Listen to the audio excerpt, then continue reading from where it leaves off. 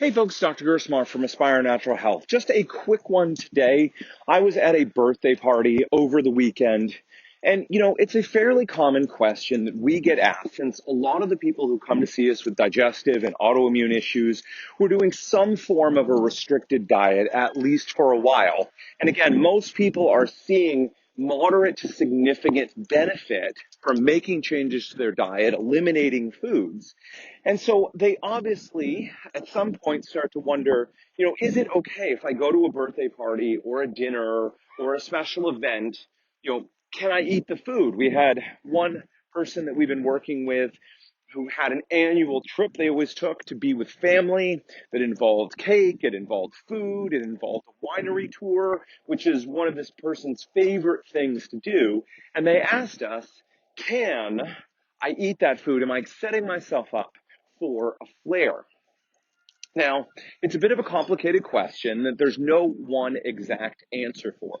The reality is that for some people, going off diet, eating those foods, eating things like sugar and gluten and dairy and artificial colorings and flavorings and all those other things, alcohol as well, is going to set them up for a flare. Now, for some people, that may be a mild worsening of symptoms, and the reality is for some people, that could be a big flare. Generally speaking, unless we know that those foods are likely to cause a big flare for someone, we encourage people to at least have a little bit, right? So if it's your birthday or you go to a birthday party and you really want to have some cake, we encourage you, have a little bit of cake.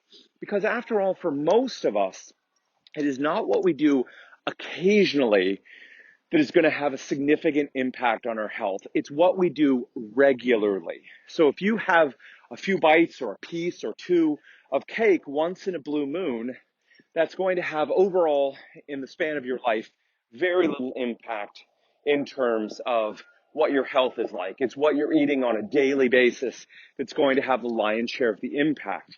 So if you are not, so in other words, if you, let's see if I can say this better.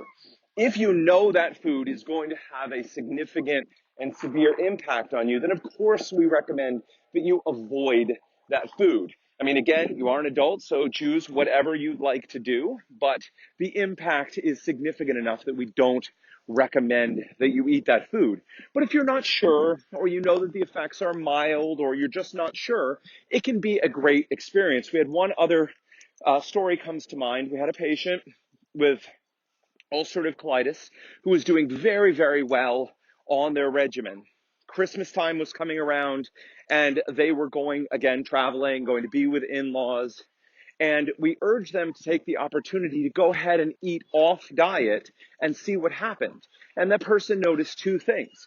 First of all, in general, the UC wasn't deeply affected by going off diet a little bit, which was great news. Now, again, it doesn't mean that you can go back and live on junk food, but it means that the person had built enough resilience in their system that having some of those foods wasn't enough to knock them off kilter. The second thing was that that person realized that those foods just generally made them feel bad. He said, I'm glad I did it. And you know what? Ultimately, I realized it just wasn't worth it. I didn't really enjoy the foods, and I just felt kind of crappy, even if the UC wasn't significantly impacted. So again, there are two main reasons that we recommend people, as long as you know these foods aren't going to cause a significant flare of symptoms, indulge a little once in a while. The first is as a psychological safety valve. Listen, it can get hard for most of us to be on a restricted diet consistently. The second is that it can be a good testing ground for us to assess how much these foods are affecting us and how much we ultimately want to eat those foods. Because after all, a lot of cravings come from our idea of what the food is going to taste like, what the experience is going to be. And for a lot of us who've avoided a food for a while and we're dreaming of, whatever it might be, a donut. Oh, eating a donut is going to be so amazing. And then we get the donut and we take a bite of it and it's like a huge letdown. Oh, this was not nearly as good as I remembered. So it's a psychological vent to allow us to get back on the diet and do well. It can be connection with family and friends and events. And it also lets us gather more knowledge of how these things affect us so we can carry that forward for long-term success, all right? So again, this isn't licensed to just eat cake and junk food all the time, but it is to say that you don't need to be 100% every day, all day, in order to reap the benefits. And sometimes you should just eat the darn cake. All right, folks, that's it for me today. If you're dealing with autoimmunity or digestive issues and you're looking for some help, let's have a chat. Reach out to us. We'll talk. We only work with people we are confident we can help.